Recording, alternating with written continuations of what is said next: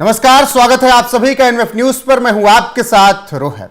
नीतीश कुमार ने भले ही पिछली बार कह दिया हो कि ये मेरा आखिरी चुनाव है, लेकिन अब फिर जब 2025 के चुनाव नजदीक आ रहे हैं तो एक बात फिर से उठने लगी है कि बिहार में बहार है और सिर्फ एक बार फिर से नीतीश कुमार है। और इसी बीच बीजेपी ने एक बड़ा दांव चल दिया है। बीजेपी ने दांव ऐसा चला है कि इशारा कर दिया है कि नीतीश की राजनीति का अब अंत हो और नए दौर में बिहार प्रवेश करे, नए राजनीति में बिहार प्रवेश करे।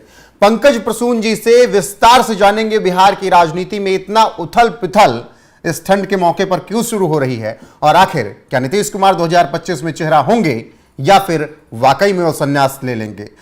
शुरुआत करें चर्चा की, उससे पहले गिरिराज सिंह का भारत रत्न वाला बयान सुना देते हैं और उसके बाद तेजस्वी यादव ने उस पर क्या कुछ कहा है वो भी सुना देते हैं, फिर चर्चा की शुरुआत करते हैं। और बिहार में फिर से एनडीए की सरकार बनेगी और मैं तो कहता हूं कि नीतीश कुमार इतने दिनों तक मुख्यमंत्री रहे। आज के बच्चे जो 30 साल के हो गए हैं, उन्होंने नहीं देखा लालू जी का जंगल राज, कुव्यवस्था, सड़कें, अस्पताल, स्कूल जर्जर स्थिति थी। आज उसको एक ऊंचाई पर ले जाने का काम किया। और उड़ीसा में नवीन पटनायक ने भी वर्षों तक सेवा की। ऐसे व्यक्ति को देश में पुरस्कृत करने की जरूरत है, चाहे जिस भी पद से स्वीकार किया जाए, भारत रत्न जैसे चीजों से नवाजा जाए। सीएम नीतीश कुमार की नाराजगी सामने आ रही है। कई मुख्य जो बीजेपी के बड़े लीडर है वो। अरे आप बात समझिए एक बार। अब यहाँ सीएम जो है पूरी तरीके से भाजपा जो है उन चला रही है। यहाँ का जो सीएमओ है वो उसका कंट्रोल जो है भाजपा के नेताओं के पास है। और जो इनके कुछ 4 जो नेता हैं, 2 दिल्ली में चले गए हैं, 2 यहाँ हैं, वो भाजपा के संपर्क में है। तो पूरी तरीके से कंट्रोल जो है अब अमित शाह जो है कर रहे हैं। पंकज जी समझाइएगा पूरा ये राजनीतिक विषाद किस तरीके से बिछाई जा रही है। देखिए, मैं 2-3 महत्वपूर्ण बात बताता हूं। बिहार के दर्शक या जो राजनीतिक रूप से थोड़ी भी रुचि रखते हैं वो समझ जाएंगे। पिछले 2 महीने से नीतीश कुमार का एक बयान नहीं आया है किसी भी मीडिया में, एकदम खामोश। और जब भी नीतीश कुमार लंबी खामोशी की चादर ओढ़ते हैं तो बिहार में कुछ बड़ा होता है। वैसे भी बिहार का राजनीतिक इतिहास बताता है कि मकर संक्रांति से लेकर होली तक का वक्त, जब पूरे देश में ठंड पड़ती है तो यहाँ का राजनीतिक तापमान बढ़ता है। आप 90 से देख लीजिए, हमेशा से यही होता रहा है। मकर संक्रांति में वहां पार्टियां होती है बिहार में, और दही चूड़ा की पार्टी होती है, और वहां से लेकर होली तक का जो वक्त है ना, वो बहुत डेंजर है। पहली बात। दूसरी बात यह कि जिन 4 लोगों की बात की तेजस्वी यादव ने, केंद्र में ललन सिंह और संजय झा, इन पे लगातार यह आरोप लगता रहा है कि ये बीजेपी के कुछ ज्यादा ही करीब आ रहे हैं। और बिहार में अशोक चौधरी को लेकर ये आरोप लगते रहे हैं। नीतीश कुमार को ये बातें पसंद नहीं है। वो चाहते तो हैं कि भारतीय जनता पार्टी के साथ रहें, लेकिन वो ये भी चाहते हैं कि मेरे जो सिपा सलार है वो मेरे कंट्रोल में रहें। उनका कंट्रोल किसी और के हाथ में चला जाए, ये उन्हें पसंद नहीं। अब सिचुएशन नंबर 3 देखिए। भारत रत्न की बात, इसके 2 मायने निकाले। गिरिराज सिंह जो है ना, वो आमतौर पे एंटी नीतीश लॉबी के नेता माने जाते रहे। भारतीय जनता पार्टी में 2 तरह के नेता हैं जी। एक उदारवादी खेमा है, जिसमें सुशील मोदी आते थे, नंदकिशोर यादव वगैरह आते थे, और दूसरा है कट्टर हिंदुत्ववादी खेमा, जो कि नीतीश कुमार का एंटी है और वो पसंद नहीं करता था। उसमें गिरिराज सिंह सबसे प्रमुख चेहरे थे। गिरिराज सिंह द्वारा यह कहना कि नीतीश कुमार को भारत रत्न दे दिया जाए, अब बिहार के राजनीतिक हलकों में से 2 तरीके से देखा जा रहा है। भारत रत्न जिसको दिया जाता है, मत समझिए रिटायरमेंट, मतलब कि एक बोलते हैं ना कि सम्मानजनक विदाई जब देना हो तो वो भारत रत्न देकर उनको दफा कीजिए। और दूसरा ये भी मायने हो सकता है कि नीतीश कुमार नाराज हैं, वो 2 महीने से एक स्टेटमेंट नहीं दे रहे हैं। हो सकता है वो पलटी मार लें, इस वजह से पैचअप करने के लिए गिरिराज सिंह ने यह कहा कि नहीं, भारत रत्न दे दो, ताकि नीतीश कुमार के पास ये मैसेज चला है कि नहीं अभी हम साथ साथ हैं, मतलब देखिए उधर मत जाइए। लेकिन तेजस्वी के बयान को किस तरीके से देखें कि नीतीश कुमार को दिल्ली वाले चला रहे हैं? संभव है देखिए, नीतीश को चला पाना दिल्ली से? नहीं, नीतीश को कोई डिक्टेट करे ये संभव नहीं है, लेकिन काफी तरीके से बिहार की राजनीति में अंदर अंदर जो परिवर्तन आ रहा है, जो वहां के लोग हैं इसे महसूस कर सकते हैं। नीतीश कुमार के स्वास्थ्य को लेकर कई तरह की खबरें हैं। कोई कहता है कि उनका मानसिक स्वास्थ्य उतना अच्छा नहीं है। आपने देखा भी होगा कि अशोक चौधरी को पकड़कर एक बार रोने लगे बेवजह। पीएम मोदी का कई बार मंच पर हाथ पकड़ के देखते हुए नजर आए। हाँ, हाथ पकड़े नहीं, एक बार तो विधानसभा में अशोक चौधरी बोल रहे थे, उनके हाथ में कुछ था, उसको देख रहे थे। हाँ, अब ब्रेसलेट देख रहे थे। मतलब इसका मतलब यह है कि उम्र हो गई है, इनके शारीरिक क्षमता और मानसिक क्षमता को लेकर कई तरह के सवाल हैं। ऐसे में 2025 में ये चेहरा बने या ना बने, और अगर चेहरा बनाया भी जाए तो इनको मुख्यमंत्री बनाया जाएगा या न बनाया जाएगा, इसे लेकर बिहार की राजनीति में कई तरह के सवाल है। अब नीतीश आज उन्होंने पोस्टर जारी करवाया है पटना में, पता है कि नहीं? हाँ बिल्कुल।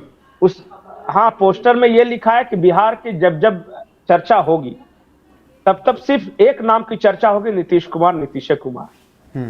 नहीं, एक नाम की तो नहीं, लेकिन नीतीश कुमार के नाम की चर्चा हमेशा बिहार के साथ तो होगी। बिल्कुल। और देखिए, नीतीश कुमार की राजनीति बड़ी अजीब है। ये एकमात्र भारत के ऐसे नेता होंगे जिनको पक्ष और विपक्ष दोनों अपनाने के लिए तैयार है। तेजस्वी दोनों बाहें फैलाकर वो कह रहे हम कुछ बोले थे, हमने कभी कुछ आपको कहा था, आप कहाँ चले गए।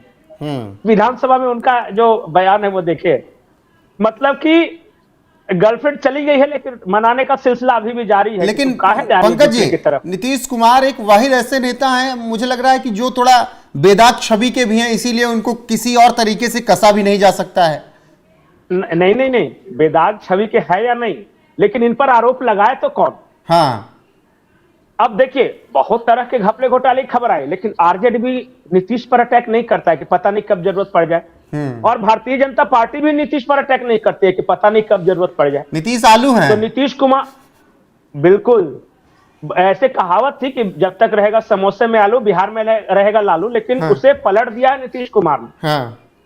और एक बहुत महत्वपूर्ण बात मैं बता रहा हूं, और ऑन ए सीरियस नोट में बता रहा हूं, बिहार की राजनीति में एक परिवर्तन हो रहा है। प्रशांत किशोर एक फोर्स के रूप में उभर रहे हैं, उनका जो जन सुराज है, और उसका मेन टारगेट है मुस्लिम वोट। और जब मतलब आरजेडी के लिए समस्या बनेंगे। एग्जैक्टली, ये इस बात को तेजस्वी यादव समझ रहे। अभी 5 जगहों पे जो उपचुनाव हुआ, आप देखिए ना, प्रशांत किशोर की वजह से इनकी हार हुई है आरजेडी की। तो तेजस्वी यादव बेचैन हैं, उनको अपने सर्वाइवल का एकमात्र रास्ता नजर आ रहा है कि नीतीश कुमार किस तरह हमारे तरफ आ जाए। इसलिए आज की तारीख में वो, अब बताइए, विपक्ष होकर भी नीतीश कुमार पर अटैक नहीं कर पा रही है, कैसी मजबूरी। और दूसरी, बीजेपी जान रही है कि बीजेपी के पास चेहरा बिल्कुल नहीं, संगठन है, कार्यकर्ता है, वोटर है, लेकिन उनके जो वोटर है ना वो 20-22% है। सरकार बनाने के लिए जो 10% एक्स्ट्रा चाहिए वो नीतीश कुमार ऐड करते हैं।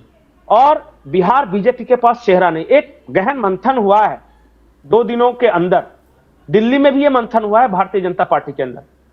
पूरे देश में भारतीय जनता पार्टी ने किसी दलित को मुख्यमंत्री नहीं बनाया, ओबीसी को बनाया है, सवर्ण को बनाया है, आदिवासी को बनाया, सबको बनाया, आदिवासी को बनाया, सबको बनाया, दलित एक भी मुख्यमंत्री नहीं बनाया।